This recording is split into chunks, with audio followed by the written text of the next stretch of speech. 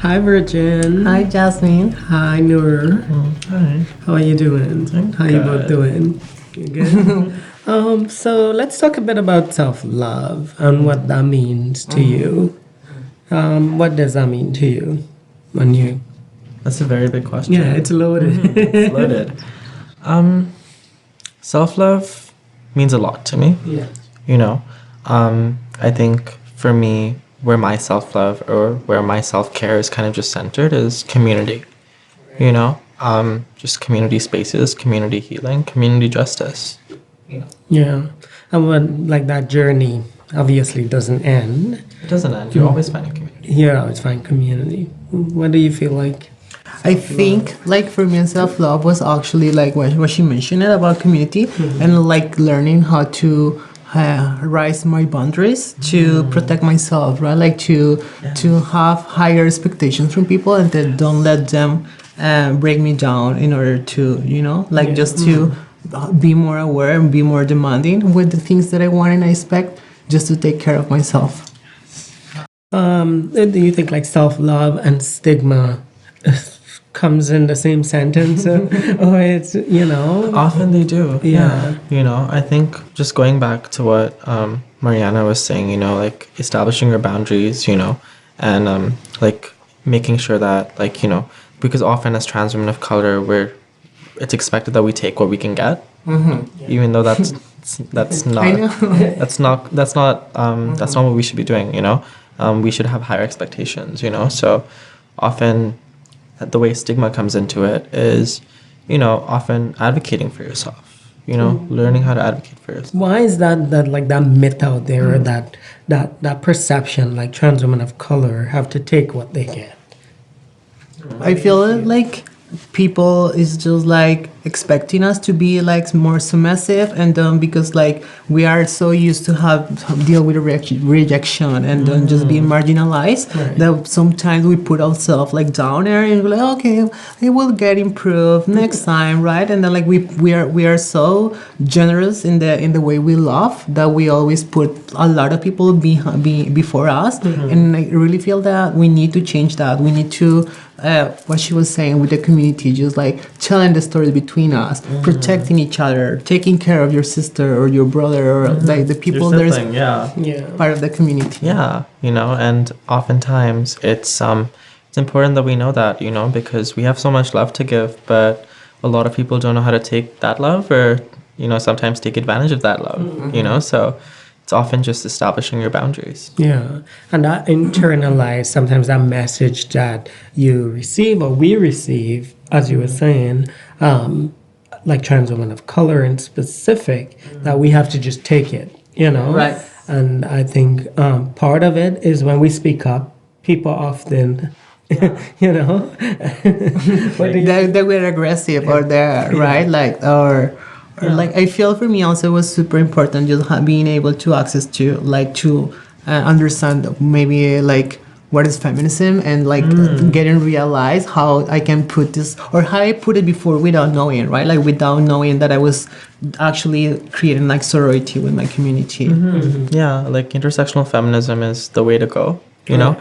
And also just making sure that, you know, we are taking into account like the multiple things that we go through and making sure that we're checking in with ourselves, you know, taking space to breathe, you know, like, yeah, and checking in with our community members, because oftentimes, you know, we need support, you know, and like I said, our lives are at risk in so many ways, especially Black trans femmes, you know, so acknowledging that and moving from that is important.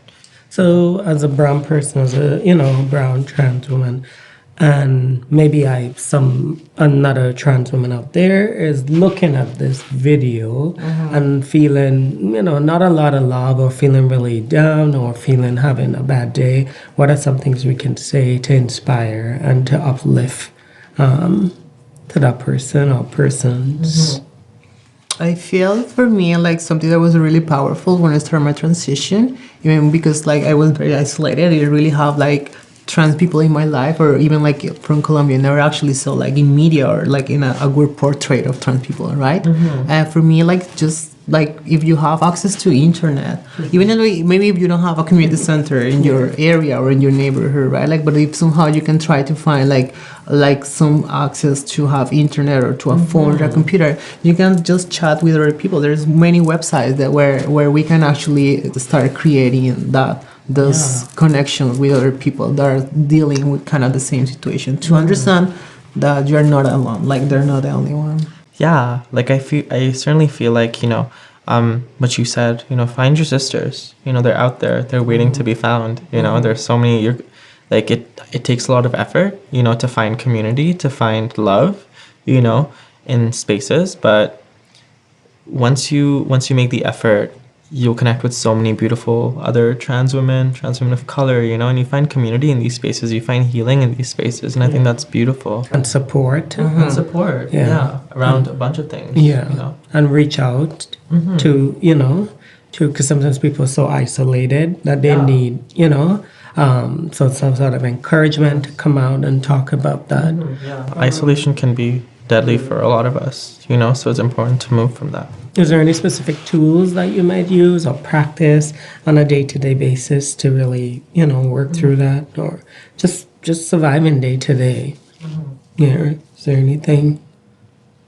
I think for me, like I really appreciate like when people, for me, like affirmations are a really big thing. Affirming yourself. Whether that be through makeup, whether that be through hair, whether that be through, just like community members affirming you in ways that you deserve to be affirmed.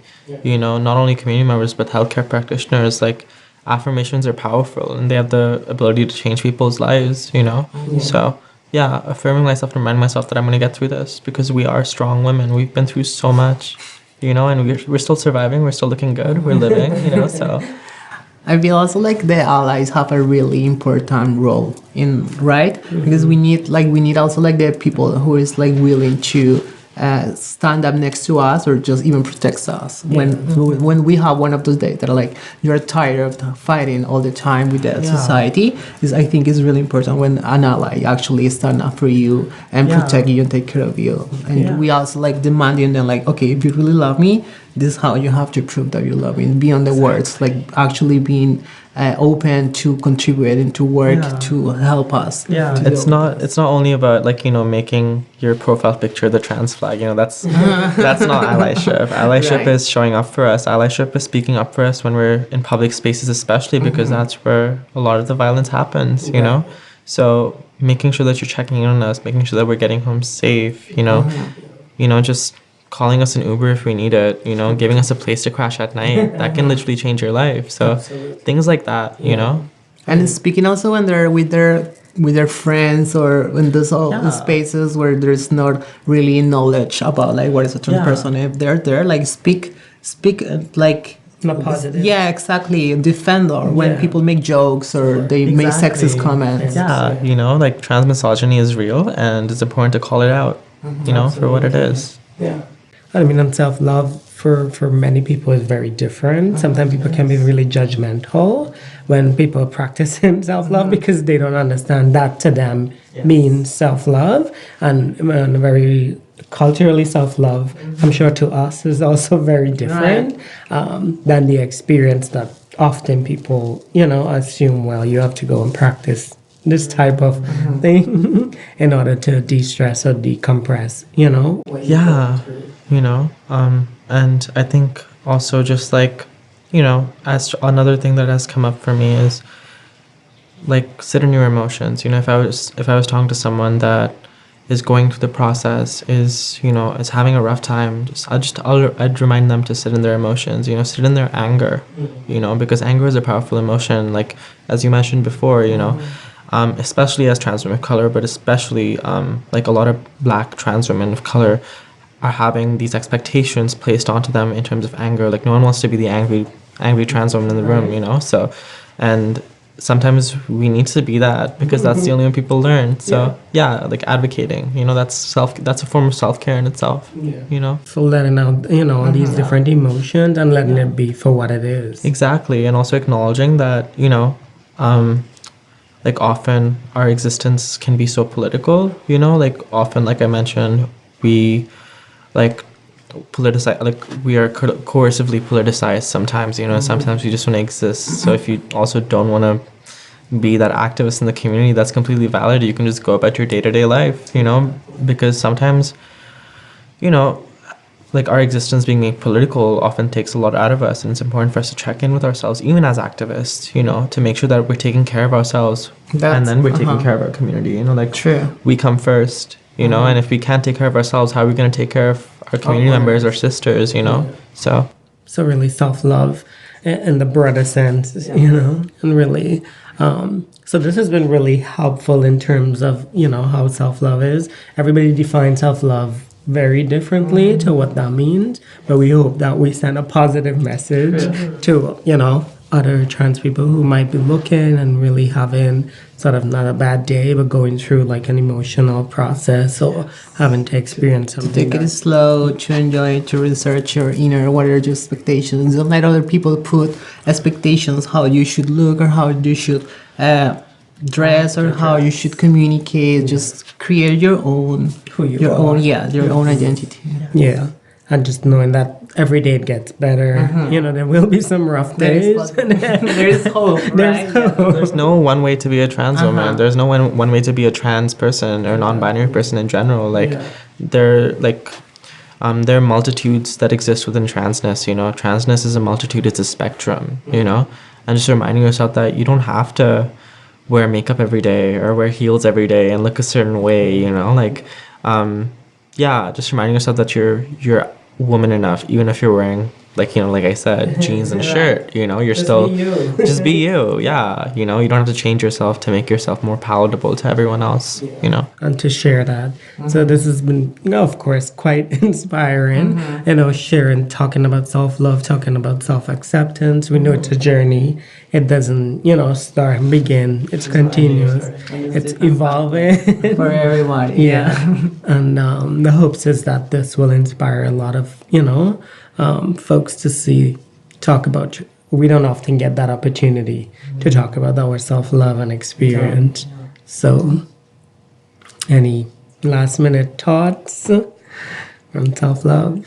No, I think also like just what we mentioned before, also like when your family is there, that just make it so easy because you don't have to deal with that already, right? Like you can put the energy that you may put on doing something like just, I don't know, like having access to medical care, or when your family supports you, when people respect your pronouns, that just take a huge weight from your shoulders, and you can dedicate that energy to something more positive.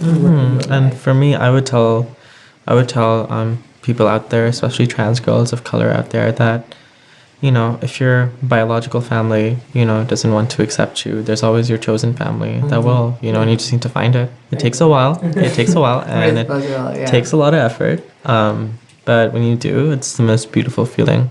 Well, we're always open to taking in new family. Yes, we are. Okay, so thank you so much, Virgin and Noor, for this, you know, experience and journey around self-love. And I wish you all the best. And, you know, hopefully we can inspire, you know. And thank you for interviewing us, you know. Thank you for opening this space. That's fantastic. We appreciate you. All right.